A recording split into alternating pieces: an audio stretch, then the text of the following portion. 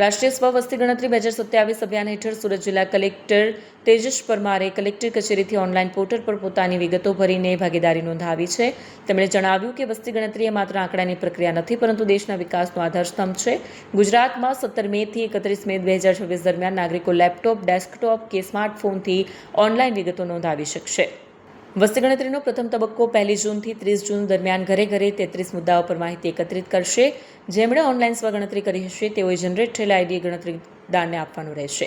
Online સ્વગણતરીમાં મુશ્કેલી જણાય તો ટોલ ફ્રી નંબર 1855 પર સંપર્ક કરીને માર્ગદર્શન મેળવી શકશો. નમસ્કાર.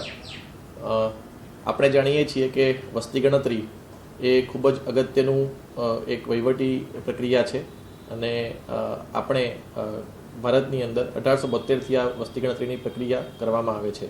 તો આ સંદર્ભે આ 2026-27માં વસ્તી ગણતરીનો પ્રારંભ થઈ ચૂક્યો છે અને ગુજરાતમાં તારીખ 17મી મેથી 31મી મે દરમિયાન વ્યક્તિ પોતાના ઘરે બેઠા ઓનલાઈન લેપટોપના માધ્યમથી અથવા ડેસ્કટોપના માધ્યમથી અથવા સ્માર્ટફોનના માધ્યમથી પોતાનું સ્વગણતરી કરી શકે છે, એટલે કે સેલ્ફ ઇન્યુમરેશન કરી શકે છે. મિત્રો, વસ્તી ગણતરી વિકાસનો એક મહત્ત્વનો પાયો છે. વસ્તી ગણતરીમાં જે પણ આંકડા આપણને મળે છે તે આંકડાના આધારે જ આપણા દેશનું આયોજન નક્કી થતું હોય છે. એટલે મારી સૌ તમામ નાગરિક મિત્રોને ખાસ વિનંતી છે કે વસ્તી ગણતરીની પ્રક્રિયામાં આપણે ભાગ લઈએ.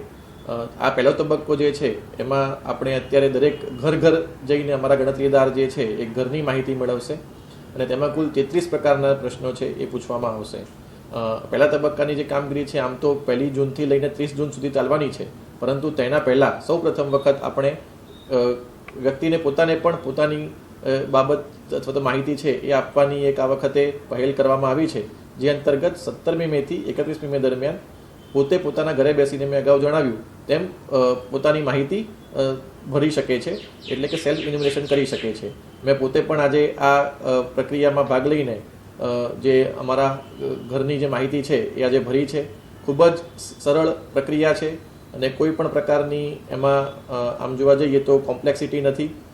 પોતાની રીતે સ્માર્ટફોનની ઉપર અથવા તો પછી લેપટોપ અથવા તો ડેસ્કટોપમાં અથવા ઇન્ટરનેટના કોઈ પણ જગ્યાએથી માધ્યમથી તમે પોતાના ઘરની જે વિગતો છે એ આ સેલ્ફ ઇન્યુમરેશન ટાઈમમાં ભરી શકો છો. જો કોઈ પણ પ્રકારની તકલીફ જણાય તો તમે 1855 એટલે કે 1855 નંબરનો પણ સંપર્ક કરીને માહિતી મેળવી શકો છો. આપણે આશા રાખીએ છીએ કે વધુમાં વધુ લોકો પોતાની રીતે આ ગણતરીમાં ભાગ લે. ત્યારબાદ 1 જૂનથી 30 જૂન દરમિયાન જ્યારે અમારા ગણતરીદાર આપના ઘરે આવે તો જો પોતે જો માહિતી ભરેલી હશે તો એક આઈડી જનરેટ થયેલો હશે, એ જ આઈડી તમારે એમને ખાલી આપવાનો રહેશે. અને જો એ સેલ્ફ ઇન્ફોર્મેશન નહીં કરેલું હોય તો પછી એ ગણતરીદાર જ્યારે કોઈ પણ પ્રશ્ન પૂછે તો તમારે એ પ્રશ્નનો જવાબ આપવાનો રહેશે. પરંતુ આજે અત્યારે જે મારું સૂચન છે સૌને અને જે નમ્ર વિનંતી છે કે 17મી મેથી 31મી મે દરમિયાન તમે પોતાની જે માહિતી છે એ તમે ભર્યું તો એ ખૂબ જ સરળતાથી આપણે કરી શકીએ છીએ અને એનો ઉપયોગ જે છે આપણે આગળ વસ્તી ગણતરી દરમિયાન કરવાના છીએ. એટલે સૌ મિત્રોને ફરીથી મારી વિનંતી છે. આભાર. જય હિન્દ.